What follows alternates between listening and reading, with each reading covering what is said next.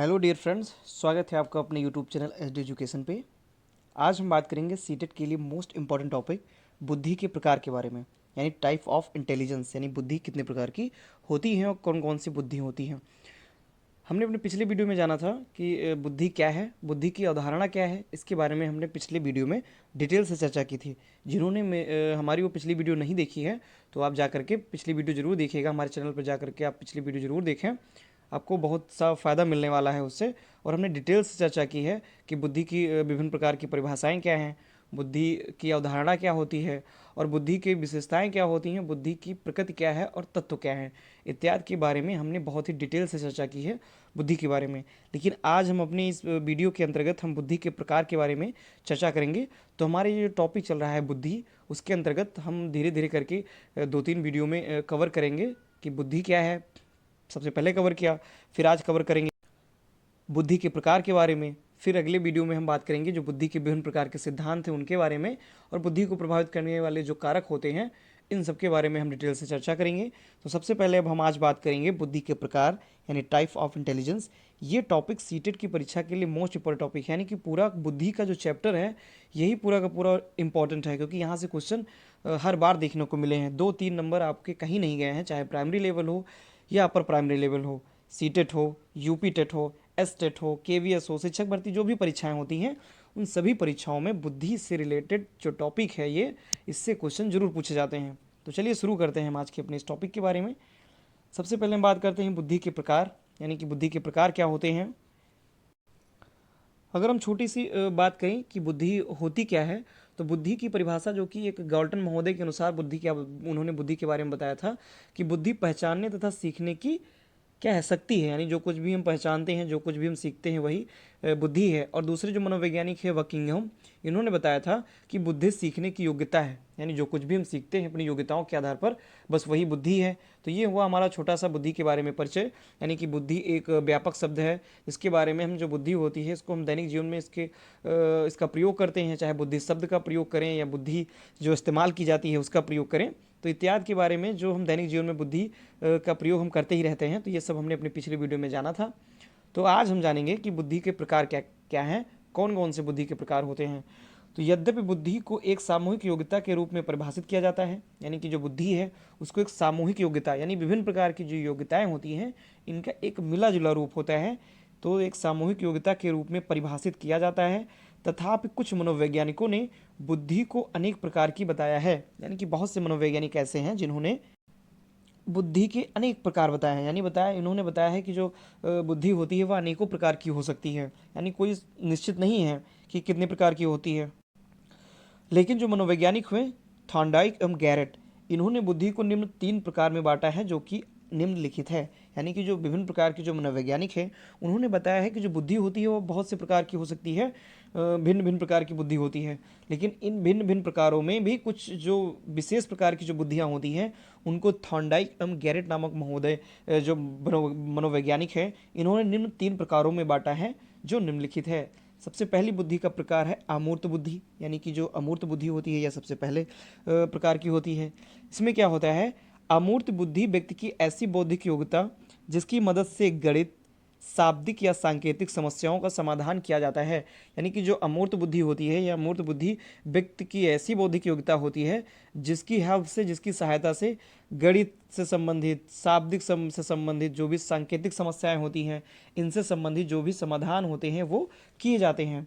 अमूर्त बुद्धि का प्रयोग करके हम पढ़ने, लिखने एवं तार्किक प्रश्नों में करते हैं। यानी कि अमूर्त बुद्धि का जो प्रयोग होता है इसका प्रयोग हम पढ़ने के लिए करते हैं, लिखने के लिए एवं जो भी तार्किक प्रश्न होते हैं, यानी कि जो रीजनिंग से रिलेटेड जो भी प्रश्न होते हैं, लॉजिकल थिंकिंग जो भी प्रश्न होते हैं उनको हल करते हैं अमूर्त बुद्धि में।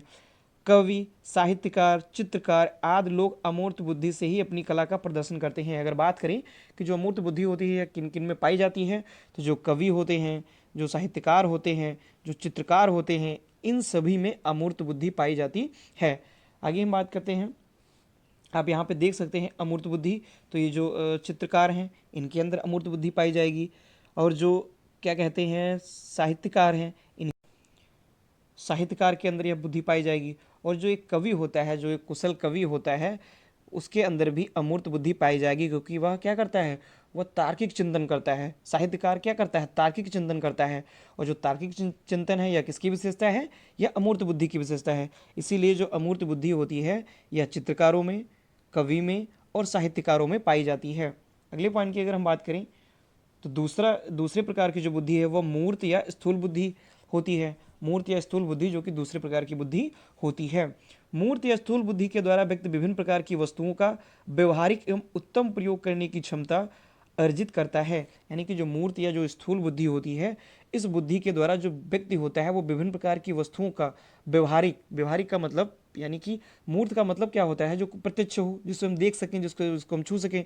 तो जो मूर्त या स्थूल बुद्धि होती है इसके द्वारा व्यक्ति विभिन्न प्रकार की जो वस्तुओं का है वो व्यवहारिक यानी कि उनका प्रयोग करके, सामने उनका इस्तेमाल करके, उत्तम प्रयोग करके उनकी क्षमताओं को अर्जित करता है। मूर्त बुद्धि को व्यवहारिक यांत्रिक बुद्धि भी कहा जाता है। यानी कि जो मूर्त बुद्धि होती है यह व्यवहारिक और यांत्रिक यानी कि जिनमें यंत्रों का इस्तेमाल होता है, जिनमें यांत्रिक बुद्धि होती है, यांत्रिक बुद्धि भी कहा जाता है।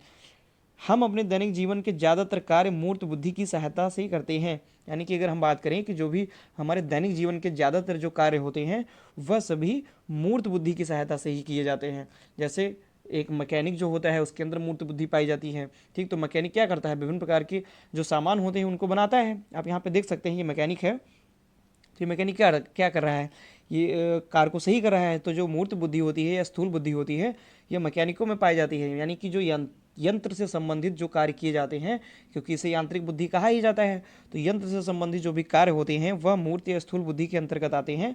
तो जो मैकेनिक होते हैं, जो इंजीनियर्स होते हैं, इन सभी के अंदर मूर्त या स्थूल बुद्धि पाई जाती है, क्योंकि वो किसी भी कार्य को प्रत्यक्ष जा करके उसको मूर्त रूप से उस समस्या को वो हल करते हैं। इसीलिए जो मैकेनिक होते हैं और जो क्या कहते हैं इंजीनियर्स होते हैं, इन सभी में मूर्त या स्थूल बुद्धि पाई जाती है। अगले हम तीसरे पॉइंट की अगर हम बात करें, सामाजिक बुद्धि, तो सामाजिक बुद्धि से तात्पर्य उन बौद्धिक योग्यताओं से है जिसका प्रयोग कर व्यक्ति सामाजिक परिवेश के साथ समायोजन स्थापित करने में करता है। यानी सामाजिक बुद्धि से तात्पर्य क्या होता है? उन बौद्धिक योग्यताओं से होता है जिसका उपयोग करके, यानी कि उन बौद्धिक योग्यताओं का उपयोग करके व्यक्ति समाज के परिवेश के साथ समायोजन स्थापित करने में करता है। यानी कि जो यह व्यक्ति होता है जिसके अंदर सामाजिक बुद्धि पाई जाती है, यह समाज के साथ, समाज के लोगों के साथ, समाज के वातावरण के साथ एक अच्छा समायोजन स्थापित कर लेता है। यानी कि बढ़िया कम्युनिकेशन स्थापित करता है। लोगों को बहुत ही अच्छे तरीके से क्या करता है? वो हैंडल करता है। उसकी जो अपनी जो बातें होती हैं वो लोगों के अंदर अपनी बातों को अच्छे से वो प्रसारित करवाता है, बात अपनी मनवा लेता है। तो यह क्या है? यह समायोजन स्थापित करने की क्षमता होती है। सामाजिक बुद्धि से युक्त व्यक्ति अन्य व्यक्तियों के साथ शीघ्रता व सुगमता से समायोजन कर लेता है। यानी कि जो भी अन्य व्यक्ति होते हैं उनके साथ में वो बहुत अच्छे तरीके से समायोजन कर लेगा, कम्युनिकेशन स्थापित कर लेगा, बहुत अच्छी तरीके से व्यवहार बना लेगा। जबकि सामाजिक बुद्धि के अभाव में व्यक्ति को सामाजिक बंधन बनाने तथा उन्हें बनाए रखने में कठिनाई होती है। और जिन भी व्यक्तियों के अंदर सामाजिक बुद्धि का अभाव होता है वो समाज में अच्छा व्यवहार स्थापित नहीं कर पाते हैं, अच्छा संबंध स्थापित नहीं कर पाते हैं और उनको संबंध बनाए रखने में कठिनाई होती है। तो सामाजिक बुद्धि किन में पाई जाती है? जो नेता होते हैं, जो सामाजिक कार्यकर्ता होते हैं, जो एक कुशल वक्ता होते हैं, क्योंकि जो वक्ता होता है वो अपनी बात बहुत अच्छी तरीके से ऐसे प्रस्तुत करता है कि सामने वाला मंत्रमुग्ध हो जाता है और वो सुनता ही रहता है। तो ये सामाजिक बुद्धि पाई जा रही है। और नेता जो होते हैं वो क्या करते हैं? वो अपनी कोई भी बात होती है उसको जा करके बहुत अच्छी तरीके से प्रसारित करते हैं, बहुत अच्छी तरीके से बताते हैं जनता को। जो ये सामाजिक कार्यकर्ता जो होते हैं और जो नेता होते हैं इनके अंदर सामाजिक बुद्धि पाई जाती है। अगले पॉइंट की अगर हम बात करते हैं, इसके अतिरिक्त आजकल बुद्धि के और दो प्रकारों की चर्चा की जाती है जो निम्नलिखित हैं। यानी कि इसके जो हमने 3 प्रकार जो पढ़े बुद्धि के, उनके अलावा भी आजकल यानी कि प्रेजेंट टाइम में बुद्धि के 2 और प्रकारों की चर्चा की जाती है जो निम्नलिखित है। सबसे पहली है संवेगात्मक बुद्धि, जिसे इमोशनल इंटेलिजेंस कहते हैं। यानी कि संवेगात्मक बुद्धि, यह बुद्धि अपने संवेग व दूसरों के संवेगों को समझने में सहायक है। यह संवेगात्मक समस्याओं को हल करने में मदद करती है। यानी यह जो बुद्धि होती है, यह बुद्धि जो अपने संयोग होते हैं और जो दूसरों के अंदर जो भी इमोशंस हो रहे होते हैं उनको समझ सकता है। जैसे कि मैं दुखी हूँ, तो अगर हम दुखी हैं तो जिस कंडीशन में हम दुखी हैं, अगर सामने वाला वैसे ही कंडीशन प्रस्तुत कर रहा है हमारे सामने, तो हम जान जाएंगे कि इसके अंदर कौन सी समस्या है और ये किस बात से दुखी है, क्योंकि हम भी उसी प्रकार की समस्याओं से पहले से गुजर चुके हैं।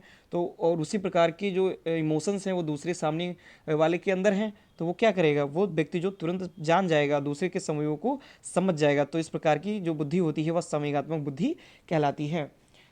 दूसरी अगर बात करें, दूसरी है आध्यात्मिक बुद्धि यानी स्पिरिचुअल इंटेलिजेंस।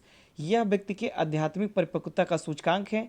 ऐसी बुद्धि वाले व्यक्ति स्व अनुशासित, कर्तव्यपरायण, परोपकारी, चेतना का विकसित स्वरूप वाले होते हैं। इसके सोचने का तरीका मानवतावादी उपागम पर आधारित होता है।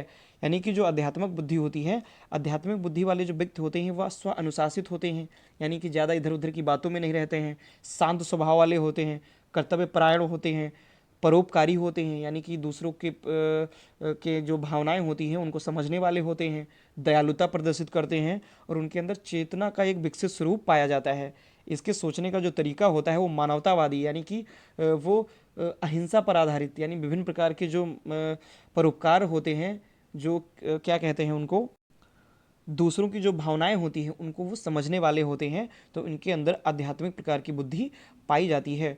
तो ये था आज का हमारा मोस्ट इंपॉर्टेंट टॉपिक, जो कि बुद्धि से था, बुद्धि के प्रकारों के बारे में। हमने बुद्धि के जो प्रकार थे उनको डिटेल्स में बात की, कौन कौन से प्रकार होते हैं इनके बारे में हमने चर्चा की, किस मनोवैज्ञानिक ने बुद्धि को कितने भागों में बांटा इसके बारे में हमने डिटेल से चर्चा की।